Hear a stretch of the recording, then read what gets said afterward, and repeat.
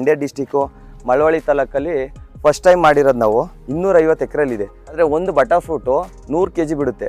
100 kg ಅಂದರೆ ಇವತ್ತಿನ rate ಮೋರಲ್ಲಿ 250 ರೂಪಾಯಿ ಏನೋ ಇದೆ. ಅಂದರೆ 1 kgಗೆ 3 ಅವಕಾಡ ಬಂದಿರುತ್ತೆ, 3 ಬಟರ್ ಫ್ರೂಟ್ ಬರುತ್ತೆ.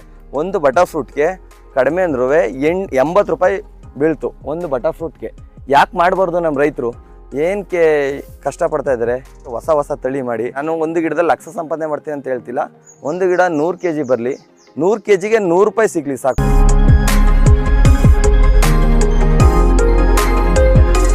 ಒಂದು kgಗೆ 100 ರೂಪಾಯಿ ಸಿಗಲಿ, 10,000 ರೂಪಾಯಿ ಬೇಡ, 80 ರೂಪಾಯಿ ಸಿಗಲಿ, 8,000 ರೂಪಾಯಿ. ಆ ಥರ ನಾನು 1 ಎಕರೆಗೆ ಇವಾಗ 300 ಗಿಡ ಹಾಕಿದ್ದೀನಿ.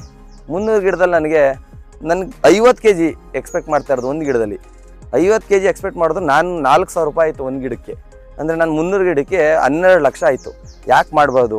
ಒಂದು ಬಯಲು ಸೀಮೆಗೆ ಆಗಲ್ಲ ಅಂತ ಅಂದ್ಕೊಂಡಿದ್ರು, ಬಟ್ ನಾನು ಪ್ರೂವ್ ಮಾಡಿದ್ದೀನಿ ಇಲ್ಲಿ ಬರುತ್ತೆ ಅಂತ. ನಮ್ಮ ಕರ್ನಾಟಕದಲ್ಲೂ ಅವಕಾಡ ಬೆಳಿಬೋದು, ಬೆಳೆದು ಸಕ್ಸಸ್ ಆಗ್ಬೋದು ಅನ್ನೋದಕ್ಕೆ ನಾನೊಬ್ಬ ರೈತ ಒಂದು ಕಂಪ್ನಿಲಿ ವರ್ಕ್ ಮಾಡಿಕೊಂಡು ಮಾಡಿದ್ದೀನಿ. ಬೇರೆಯವರೆಲ್ಲ ಹೇಳತ್ತಾರೆ 1 ಲಕ್ಷ 2 ಲಕ್ಷ ಅಂತ ನಾನು ಹೇಳೋಕ್ಕೆ ಹೋಗಲ್ಲ. ಒಂದು ಗಿಡ ತುಂಬ ಆದಾಯ ಇದೆ, ಏನು ತೊಂದರೆ ಇಲ್ಲ. ಮಾವು ತೆಂಗುಗಿಂತನೂ ಆದಾಯ ಇದೆ. ಆರಾಮಾಗಿ ಮಾಡಿ ಸಕ್ಸಸ್ ಆಗ್ತೀರಾ. ಇದು ನನ್ನ ಸಲಹೆ.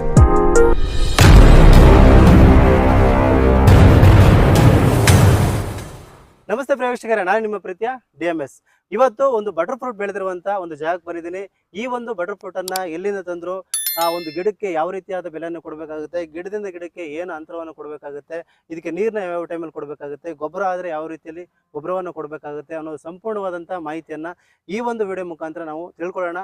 ನನ್ನ ಜೊತೆಲಿದ್ದಾರೆ ರೈತ ಬಾಂಧವರಾಗಿರ್ತಕ್ಕಂಥ ದಿವಾಕರ್ ಅಂತ ಅಂದ್ಬಿಟ್ಟು. ಇವರು ಒಂದು ದೊಡ್ಡ ಒಂದು ಕಂಪ್ನಿಯಲ್ಲಿ ವರ್ಕ್ ಮಾಡಿಕೊಂಡು ಕೂಡ ಇದನ್ನು ಒಂದು ಹಾಬಿಯಾಗಿ ಈ ಒಂದು ಗಿಡವನ್ನು ಬೆಳೆದಿದ್ದಾರೆ. ಸುಮಾರು ಒಂದು 4 ಎಕರೆಗೆ ಹಾಕಿರುವಂಥ ಈ ಅವಕಾಡೋ ಅಂದರೆ ಬಟರ್ ಫ್ರೂಟ್ ಗಿಡವನ್ನು ಬೆಳೆದಿರುವಂಥದ್ದು.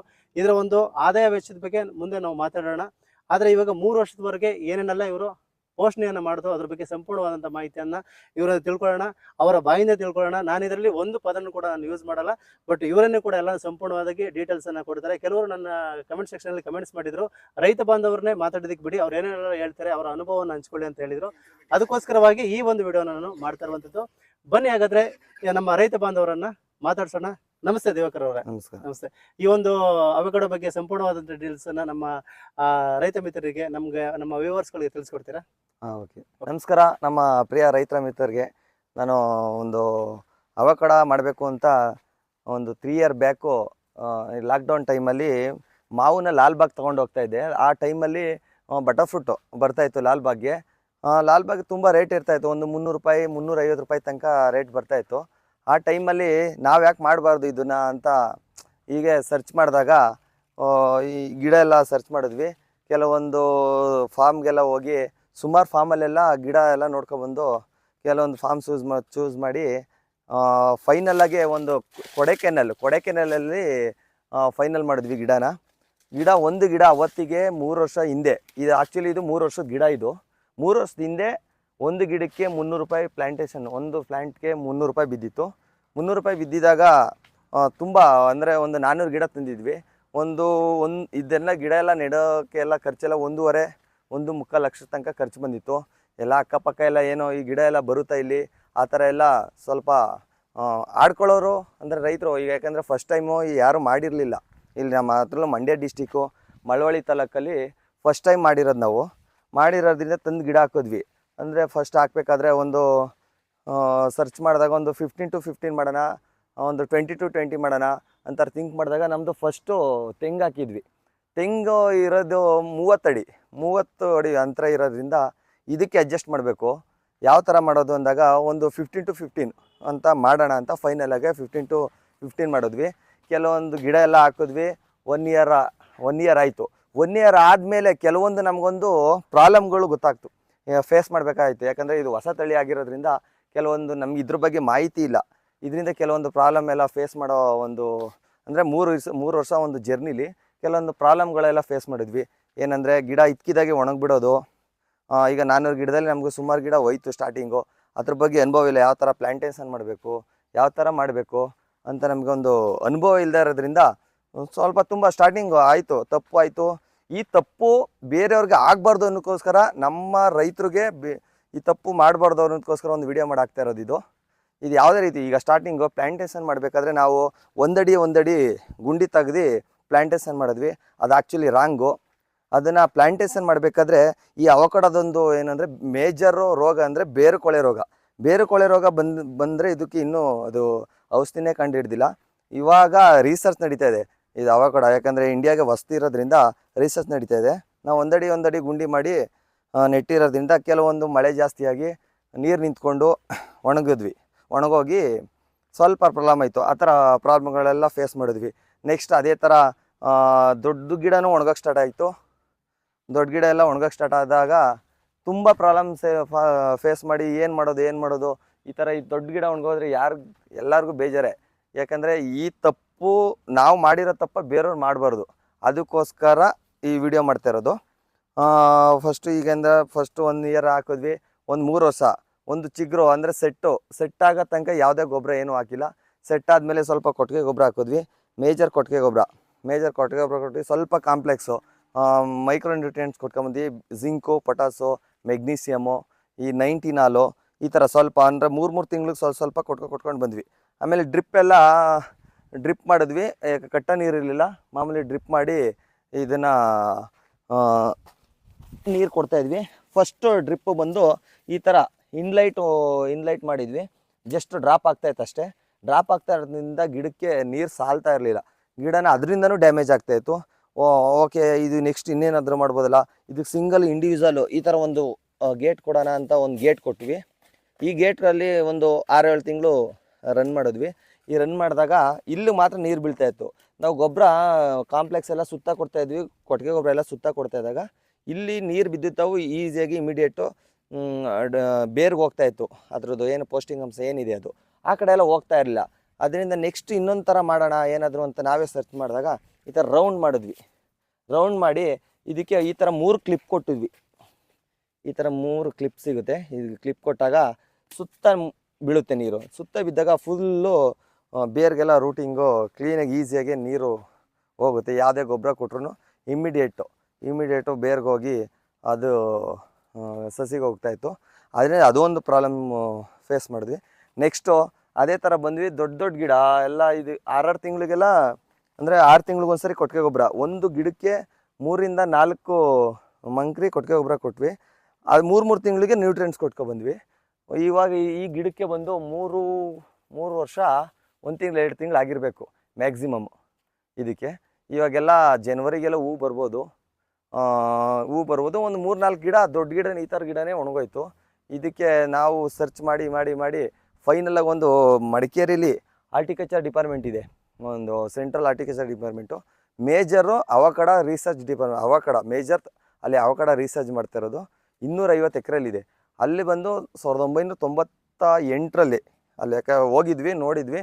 ಅಲ್ಲೆಲ್ಲ ಪ್ಲ್ಯಾಂಟೇಷನ್ ಮಾಡಿದಾಗ ಇದೆಲ್ಲ ಹಾಕಿದ್ರು ಡೇಟ್ ಎಲ್ಲ. 98ರಲ್ಲೇ ಅವಕಾಡೋ ಹಾಕಿ ಇಂಡಿಯಾದಲ್ಲಿ ರಿಸರ್ಚ್ ಮಾಡ್ತಾ ಇರೋದು ಒಂದು ಸೆಂಟ್ರಲ್ ಬೋರ್ಡ್ ಅದು.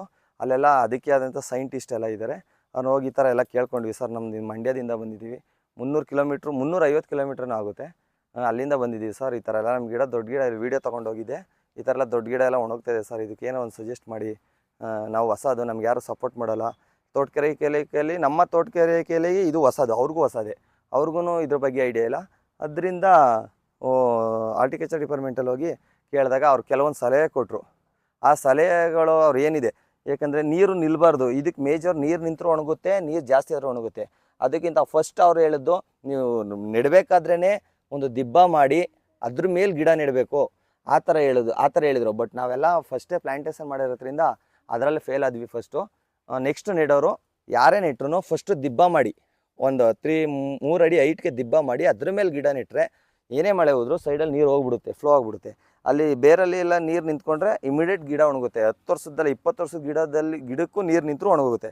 ಅದರಿಂದ ಅವ್ರು ಫಸ್ಟ್ ಸಜೆಸ್ಟ್ ಮಾಡೋದು, ಅಟ್ಲೀಸ್ಟ್ ಈಗ ಮಾಡಿದ್ದೀರಾ ಸುತ್ತ ಮಣ್ಣು ಕೊಟ್ಟು ಒಂದು ಹೈಟ್ ಮಾಡಿ, ಒಂದು 3 ಅಡಿ ಹೈಟ್ ಮಾಡಿ ಅಂತ ಮಾಡಿದ್ದೀವಿ. ಸ್ವಲ್ಪ ಮಳೆಗೆಲ್ಲ ಕೊರೆದಿದೆ, ಮತ್ತೆ ಮಾಡಿಸ್ಬೇಕು, ಮತ್ತೆ ಗೊಬ್ಬರ ಹಾಕಿ ಮತ್ತೆ ಅದ್ರ ಮೇಲೆ ಮಣ್ಣು ಹಾಕ್ಸ್ತೀವಿ. ಮಾಡಿ ಇಮಿಡಿಯೇಟು ಅದು ಒಂದು ಮೆಡಿಸನ್ ಎಲ್ಲ ಹೇಳಿದ್ರು, ಅದು ಮಾಡಿಕೊಡಿ. ಅದನ್ನು ತಿಳಿಸ್ಕೊಡ್ತೀನಿ, ನೆಕ್ಸ್ಟ್ ಮುಂದೆ ತಿಳಿಸ್ಕೊಡ್ತೀನಿ ಏನೇನು ಮೆಡಿಸನ್ ಮಾಡಿದ್ದೆವು, ಏನು ಗಿಡ ಒಣಗೋದಕ್ಕೆ ಯಾವ ಥರ ನಿರ್ವಹಣೆ ಮಾಡಬೇಕು ಅಂತ ತಿಳಿಸ್ಕೊಡ್ತೀನಿ ಮುಂದೆ ನೆಕ್ಸ್ಟ್ ವಿಡಿಯೋದಲ್ಲಿ. ಆ ಥರ ಈಗ ಈ ಥರ ಎಲ್ಲ ಮಾಡಿ ಒಂದು ಹೈಟ್ ಮಣ್ಣು ಮಾಡಿದ್ರೆ ಇಮಿಡಿಯೇಟು ನೀರು ಫ್ಲೋ ಆಗಿಬಿಡುತ್ತೆ. ಫ್ಲೋ ಆದಾಗ ನಿಮಗೆ ಅಷ್ಟೊಂದು ಬೇರಲ್ಲಿ ನೀರು ನಿಲ್ಲಲ್ಲ. ಡೈಲಿ ಮಳೆ ಹೋದ್ರೂ ತೊಂದರೆ ಇಲ್ಲ, ಬಟ್ಟು ನೀರು ನಿಲ್ಲಬಾರ್ದು, ಇದ್ರದ್ದೊಂದು ಪ್ರಾಬ್ಲಮ್ಮು. ನೀರು ನಿಂತರೆ ಇಮಿಡಿಯೇಟ್ ಒಣಗಿಬಿಡುತ್ತೆ. ಈಗ ತೆಂಗು ಮಾವು ಇದಕ್ಕೆಲ್ಲ ನೀರು ನಿಂತರೂ ಏನು ತೊಂದರೆ ಇಲ್ಲ, ಬಟ್ ಜಾಸ್ತಿ ನಿಂತರೆ ಅಂಥ ತೆಂಗು ಅಡಿಕೆನೇ ಒಣಗೋಗ್ಬಿಡುತ್ತೆ. ಅದರಲ್ಲಿ ಇದು ಇನ್ನೂ ಸೆನ್ಸಿಟಿವ್. ಒಂದು 3 ದಿನ ನೀರು ನಿಂತ್ರೂ ಗಿಡ ಒಣಗಿಬಿಡುತ್ತೆ. ಬೇಕಂದರೆ ಮೇಜರು ಬೇರುಕೊಳೆ ರೋಗ, ಇದಕ್ಕೆ ಇನ್ನೂ ಅದು ರಿಸರ್ಚ್ ಮಾಡ್ತಾ ಇದ್ದಾರಂತೆ. ಇನ್ನೂ ಫೈನಲಾಗಿ ಇದಕ್ಕೆ ಈ ರೋಗಕ್ಕೆ ಇಂಥ ಔಷಧಿ ಅಂತಲೇ ಇನ್ನೂ ಅವರು ಫೈನಲ್ ಮಾಡಿಲ್ಲ, ಅಂದರೆ ಕಂಡುಹಿಡ್ದಿಲ್ಲ, ಇನ್ನೂ ರಿಸರ್ಚಲ್ಲೇ ಇದೆ. ಅದರಿಂದ ಇದು ತುಂಬ ಖರ್ಚು ಬರುತ್ತೆ.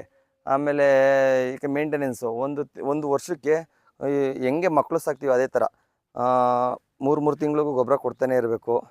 ಒಂದು ನ್ಯೂಟ್ರಿಯೆಂಟ್ಸ್ ಆಗಲಿ, ಕೊಟ್ಟಿಗೆ ಗೊಬ್ಬರ ಆಗಲಿ. ಅದರಲ್ಲಿ ನಾವು ತೆಂಗಲ್ಲಿ ಮಾಡಿರೋದ್ರಿಂದ ತೆಂಗುದು ಬೇರೆಲ್ಲ ಇರುತ್ತೆ ಜಮೀನಲ್ಲೆಲ್ಲ, ಅದ್ರ ಜೊತೆಗೆ ಈ ಬೇರು ಇರುತ್ತೆ. ಇದಕ್ಕೆ ಅಷ್ಟೊಂದು ಪೌಷ್ಟಿಕಾಂಶ ಸಿಗಲ್ಲ. ಅದರಿಂದ ನಾವು ತುಂಬ ಕೊಟ್ಟಿಗೆ ಗೊಬ್ಬರ ಹಾಕಬೇಕಾಗುತ್ತೆ ತುಂಬ. ಯಾಕಂದರೆ ಒಂದು ವರ್ಷಕ್ಕೆ ಕಡಿಮೆ ಅಂದರೆ ಒಂದು ಗಿಡಕ್ಕೆ 4 ರಿಂದ 5 ಮಂಕ್ರಿ ಕೊಟ್ಟಿಗೆ ಗೊಬ್ಬರ ಕೊಡಲೇಬೇಕು. ಯಾಕಂದರೆ ಇಲ್ಲ ಅಂದರೆ ಇದಕ್ಕೆ ಪೌಷ್ಟಿಕಾಂಶನೇ ಸಿಗಲ್ಲ. ನಮ್ಮದು ಇಂಟರ್ ಕಾಸ್ಟ್ ಆಗಿರೋದ್ರಿಂದ ತೆಂಗು ಪೌಷ್ಟಿಕಾಂಶ ಬೇಕು, ಬಟರ್ ಫ್ರೂಟ್ಗೂ ಪೌಷ್ಟಿಕಾಂಶ ಬೇಕು. ಅದರಿಂದ ಸ್ವಲ್ಪ ಕೊಟ್ಟಿಗೆ ಗೊಬ್ಬರ ಎಲ್ಲ ಮಾಡಿ ನೋಡಿ ಈ ಮಟ್ಟಕ್ಕೆ ಬಂದಿದೆ. 3 ವರ್ಷ 2 ತಿಂಗಳಾಗಿದೆ. ಮೋಸ್ಟ್ಲಿ ನೆಕ್ಸ್ಟ್ ಜನವರಿಗೆಲ್ಲ ಕ್ರಾಫ್ಟು ಒಂದೊಂದು ಇವಾಗ ಮಗ್ಗ ಆಗ್ತಾಯಿದೆ, ಅದು ತಿಳಿಸ್ಕೊಡ್ತೀನಿ ಮುಂದೆ ವಿಡಿಯೋದಲ್ಲಿ. ಜನವರಿಗೆಲ್ಲ ಬರ್ಬೋದು, ಒಂದು 80% ಫ್ಲವರ್ ಆಗ್ಬೋದು.